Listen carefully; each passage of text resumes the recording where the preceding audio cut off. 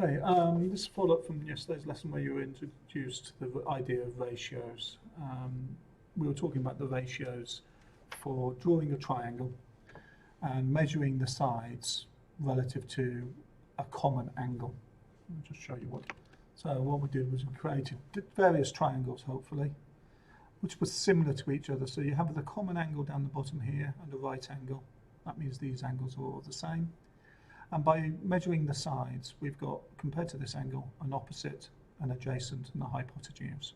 And then we've got a second opposite, adjacent, and hypotenuse. Finally, a third opposite, adjacent, and hypotenuse. Now, I know some of you will have cheated a little bit and used Pythagoras to calculate the hypotenuse.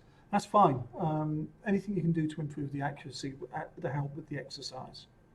And what I'm showing you here is a list of angles that I've done with the previous lesson. This lesson I did a few years ago when we were using Excel spreadsheets. Unfortunately, when I converted it over to Google Sheets for you, this stuff was all messing up, the stuff to do with graphs and the ratios. But hopefully you managed to realise. So if I take this first one, the opposite over adjacent, for a same angle, that seems to be the same. Opposite over hypotenuse, these numbers are roughly the same. Adjacent over hypotenuse, they're roughly the same. And for each angle that I constructed, they actually all gave the same result. Sum of the side, the ratio, seemed to agree pretty significantly in each case. And that's quite logical because the size of the angle is dependent upon the ratio of the sides opposite it, and that actually does lead to what the angle is. The second part, which I think was really trying for you to do yourselves, which is why this has a graph in it, was to plot each angle and the ratio. So I've got OA is this blue line, and angle 20, 25. And we get this line and it curves upwards, so it's not a linear relationship. You can't say an angle 90 is directly this number. There is a number that applies to it, or an idea of a number that applies to it. But if we look at these other two down here, these values, they're not making quite straight lines. They curve a bit in various places. So we can't assume that there's a straight line relationship all the time with it. So there's something else going on. And what's going on is a functions called SOHCAHTOA, or sine, cosine, and tangent. Sine, and these names come from what we used to do for navigation. And actually there's another three related ones. If you actually did the ratios the other way up, you get three extras, which is called cosec, which is actually the hypotenuse over the opposite. Hypotenuse over the adjacent is the sec, and adjacent over opposite is cotangent. We're not going to worry about these at the moment, but there are actually 6 pairs. The ones we're going to use are sine, cosine, tangent. The way to remember them is to use a keyword, SOHCAHTOA. So we've got 3 parts. So is the sine, gives us a formula for sine of an angle. So the sine, often written as sin, of an angle theta. So we're now getting into using Greek letters. So Greek letters are often used for angles.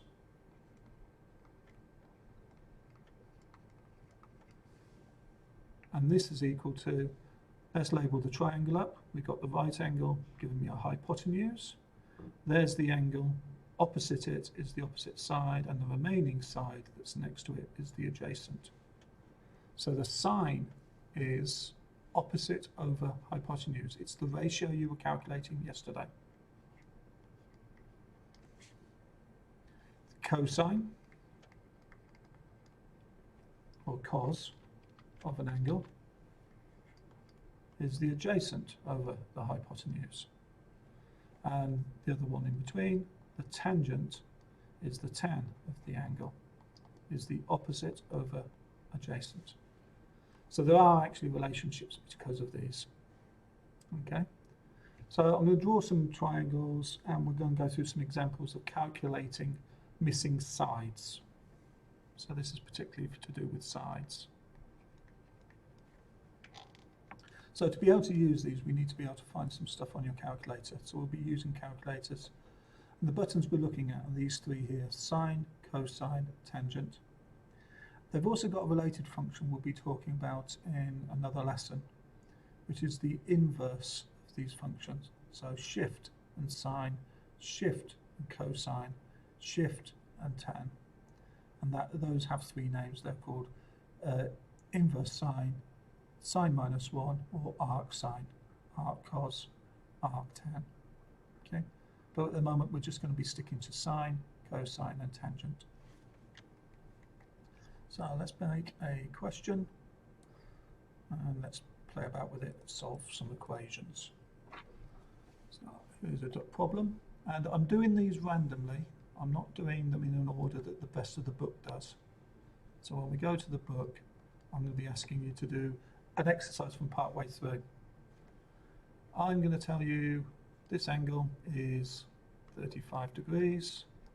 I'm going to tell you that this side is 5 centimeters, and I want to know how long is this line. So first, very basic step is label up your diagram. So we've got an angle, we've got an opposite, we've got a hypotenuse, the adjacent is not used. So this replaces the letter up front, and we've got an O part of our problem. That's a sine. So we're going to use the function sine of the angle is equal to the opposite over the hypotenuse. So to calculate that missing side, let's put our values in. Sine of 35 is equal to our opposite, which is 5, over our h. As I don't have a letter here, they've not given me anything, I'm going to use h. We need to rearrange the equation to get h on its own, so we multiply by both sides by h. That will get the h up to the top. Multiply to give me h. And divide by sine 30.5 to bring that onto the other side. So we can rearrange those. That gives me a new calculation to do, which is h equals 5 divided by sine of 35. And the first thing to do here is check units on the calculator. So let's bring my calculator over, and on my calculator you'll see up here I've got a proper degree angle, and it is saying D. That means it's working in degrees. If it's not, you'll often find on mode, somewhere you'll find there's an option to change it. We've got degrees, radians and gradians. Gradians is a French thing, radians is more A-level. Degrees, we need to make sure our calculator works in degrees. So now I type in the calculation, 5 divided by sine of 35, and press equals, and that tells me that side is 8.717. For our exams, we generally use two significant figures. So we've got our angle 8.72. That's to three significant figures. If I was talking practically, I would probably say a reasonable measure for this is 8.1. Always go to at least one decimal place when you're dealing with largish numbers. Let's do another one.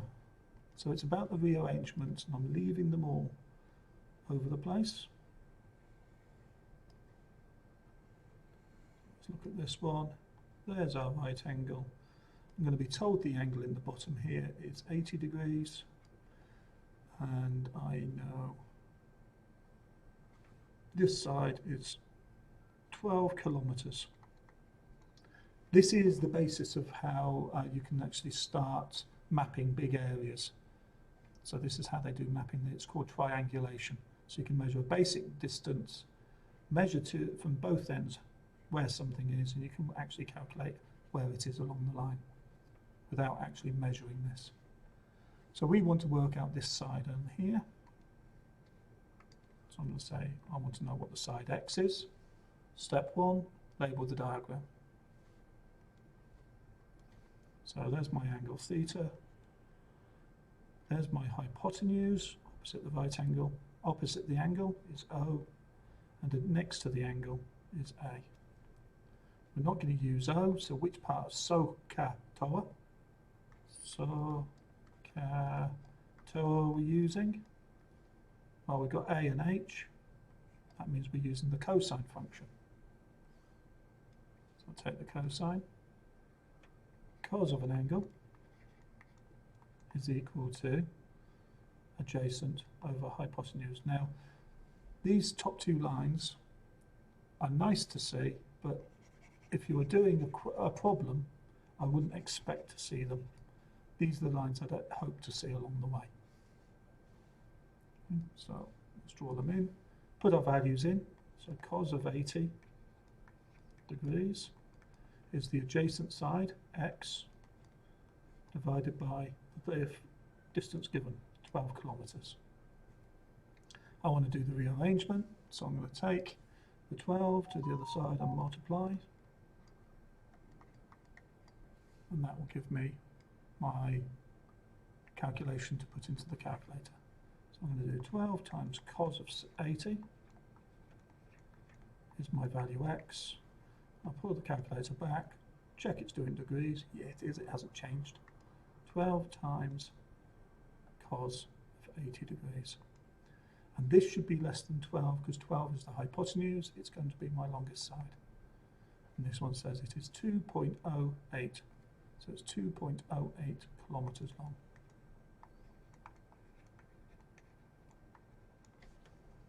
Okay. Do a third one for completeness. You might guess what formula it's going to use, but let's draw the triangle another way around. There's the right angle. I'm going to tell you this one is 25 degrees.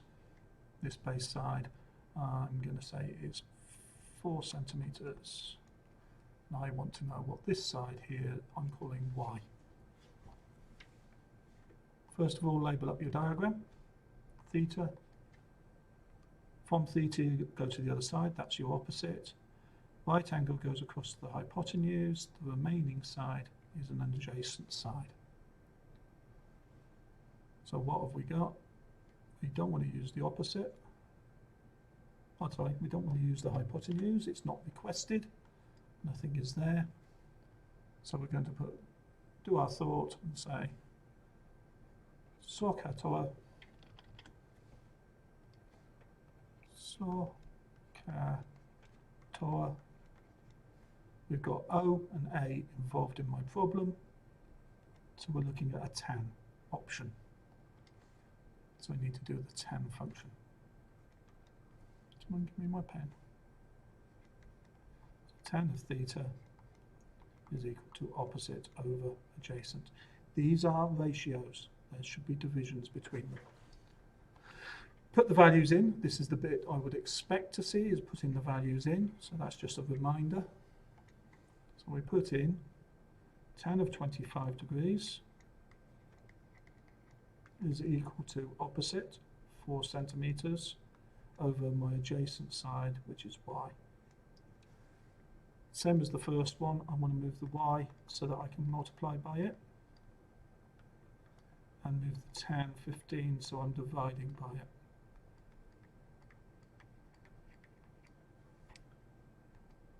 So we now get y equals 4 over tan 25 degrees. Grab the calculator, clear it. 4 over tan of 25, 4 divided by tan of 25 degrees gives me a side 8.58 to 2 decimal places. Notice we need to round. So 8.58, not 57. Okay, so the 7 rounded up because of the 8. We said centimetres. So that's how you can find lengths of sides using trigonometry.